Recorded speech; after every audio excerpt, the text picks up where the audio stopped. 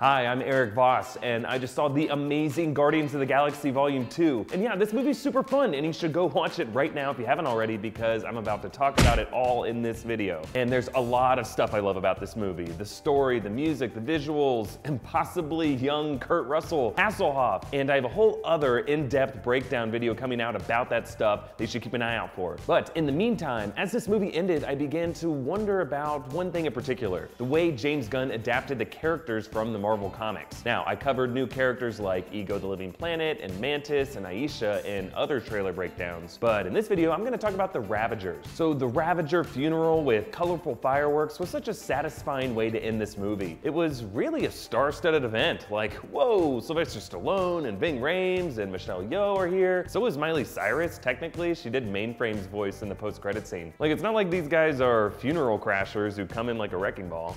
I'm sorry. This event is a big deal, and it points to a whole world of characters that the movie only really touches on. And James Gunn casting big names like Stallone as the Ravagers means he considers them to be important. So let's look at who these Ravagers are, starting with Stallone, Stakar Ogord. Now, it looks like James Gunn has heavily altered Stakar's character from the comics, but some of his backstory might still come into the movies, so let's dig into it. So Stakar Ogord is from an alternate universe in the Marvel Comics timeline known as Earth 691.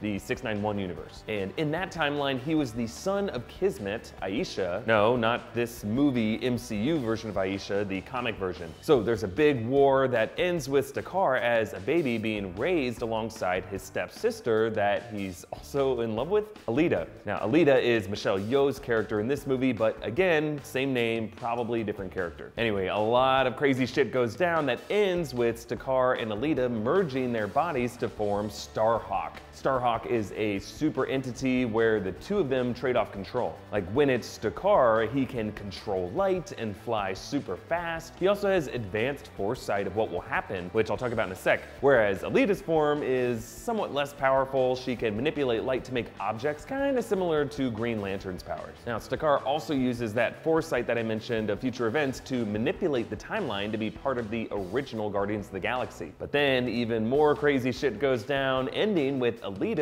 going back in time to put Stakar's consciousness into himself as a baby, which is why he has that foresight ability. He basically relives his life over and over again, like Biff.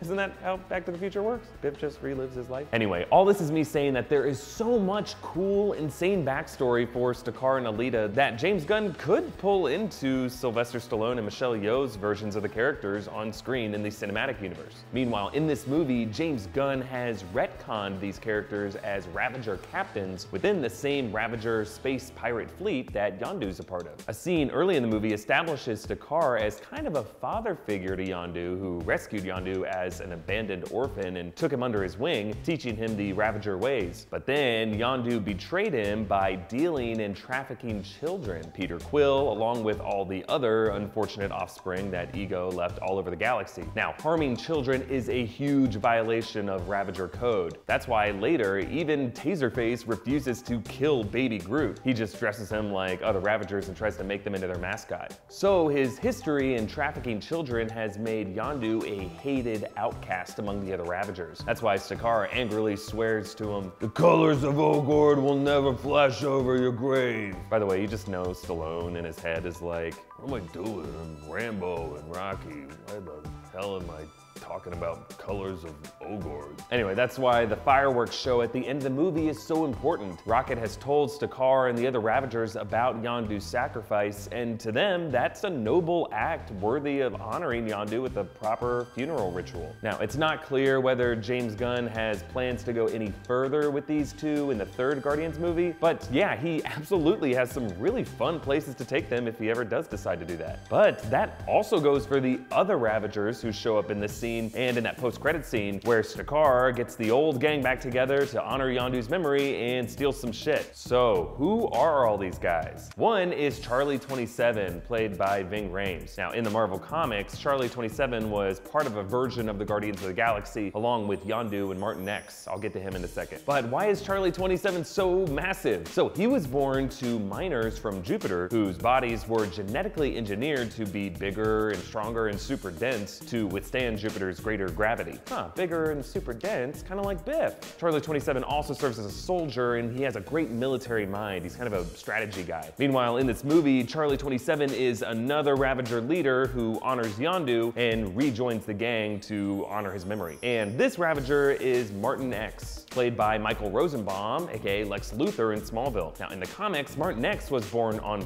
Pluto, and his body is covered in these crystal shards so that he's able to withstand extreme temperatures. I'm guessing there's some history between him and Yondu as well, given that angry look that he gives Yondu earlier in the film. There's also Mainframe, voiced by an uncredited Miley Cyrus. In the comics, Mainframe is an android created by Tony Stark, and then in the Guardians comics universe, he's a counterpart to Vision who protects Captain America's shield. But in this movie, Mainframe appears to just be a detached robotic head with Hannah Montana's voice. That's a super interesting take on the character. And James Gunn has said that he has some fun ideas for ways that he could use Mainframe in future films, but we'll see. The other Ravager who shows up in this post-credit scene is Kruger. He's connected to the Doctor Strange comics, which is why he harnesses mystical energy in the same way that Strange can. So Kruger is a limb. They live to be super old, and it's not totally clear how old Kruger is, but he later succeeds Strange as the Sorcerer Supreme. So really, this whole group at the end is just kind of a motley crew of randos that James Gunn has pulled into this post-credit scene. But many of them were really part of one of the Guardians teams in the comics, so it's cool to see work them in like this. And that brings us to a super weird choice that James Gunn made in this movie, something he promised he would never do in a Guardians movie, but he still changed his mind about. And I will talk about that in a second, but first I want to talk quickly about our friends from Full Sail University who helped us with this video. So here at New Rockstars, we're all filmmakers and screenwriters, editors, general creative types, and we love to dive deep into the craft of filmmaking on movies like Guardians of the Galaxy Volume 2. And Full Sail's bachelor's degree program immerses you in filmmaking from every angle. You get hands-on experience while learning what it's like to work on a film from start to finish, giving you a feel for the role each crew member plays in production. There's a digital cinematography online degree program that merges the artistic concepts of traditional filmmaking with the technical tools used in like documentaries and commercials and web videos like this one. And if you already have film experience and you just want to take your skills to the next level, you can build a graduate level portfolio while perfecting your technique in Full Sail's film graduate degree program. Seriously, here in Los Angeles, I know a ton of Full Sail grads, and a lot of them have gone on to work on great stuff that we cover on this channel, like Doctor Strange, Captain America Civil War, The Walking Dead, lots of stuff. And if you want to find out more about these film programs and how to get started, visit fullsail.edu/newrockstars to learn more. Okay, let's get back to James Gunn's super surprising choice in Guardians of the Galaxy Volume 2, the inclusion of Taserface. So in the movie, Taserface is the Ravager who stages a mutiny because he's frustrated that Yondu is soft when it comes to the Guardians and weak in front of Stakar. But in the comics, Taserface is a member of the Stark. It's an alien race who accidentally received some of Tony Stark's technology after he shipped it off to Earth. And by the way, this is an alternate timeline of Earth, just don't worry about it. So the Stark uses this tech to expedite the evolution of their society, and they deplete their planet's natural resources and then move on to conquer other worlds. And Taserface was their advanced scout. He later gets the name Overkill, and he's super obsessed with avenging his friend who was apparently killed by the Guardians. But really, other than that, Taserface's legacy is just this dumbass, low-level villain that James Gunn posted a picture of on Facebook in 2012, calling him the dumbest character of all time, promising that he would never feature him in a Guardians movie. But then Gunn explained that the reason for his change of heart on Taserface was that he just needed a really stupid Ravager to briefly take over the group, specifically so that Gunn could just make fun of his name. And that is why Taserface's primary function in the movie is to pretty much just get mocked by Rocket, the other Ravagers, even one of the Sovereign, laughing in his face right before he dies. Seriously, this guy is just an idiotic, proud asshole whom no one ever really takes seriously. Hey, like Biff, and it actually works this time. Now, with Yondu's death, every Ravager who was ever part of his original crew has now left the story. But the exception is Crowlin, who plays a much bigger role in Volume 2. Like, after briefly turning on Yondu, he ends up redeeming himself, helping Yondu, Rocket, and Groot escape the cell on the Ravager ship, and then later helping all the Guardians lift off Ego's planet as it explodes. And of course, Crowlin shows up in that post-credit scene, fooling around with Yondu's Yaka arrow, but I think the moment of Peter Quill handing him the repaired arrow is a key story beat. So like the death of Yondu has made way for a lot of characters to pick up his torch in different ways, like Stakar and the old crew carry on his pirate ways, Rocket is now the resident outcast without a real family, and Quill is now filling his role as the lawless gunslinger who now understands the value of surrogate father-son relationships. But Crowlin is the last remaining vestige of Yondu's life as a Ravager, so it makes sense that Yondu's weapon symbolically passes down to him, kind of like Arthur's sword or Luke's lightsaber. It's a pretty cool and pretty big responsibility for a previously minor character. I guess it helps when the director's your brother. Okay, that covers the Ravagers and Guardians of the Galaxy Volume 2.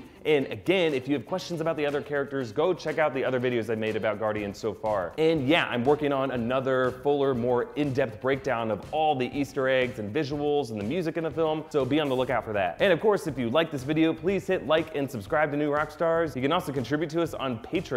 Thank you so much to all of our current patrons, especially Kenny Smith. You can hit me up on Twitter at EA Voss with any thoughts you have about Guardians of the Galaxy Volume 2, or follow New Rockstars on Twitter at New Rockstars for updates on our videos. All right, thanks for watching. Bye.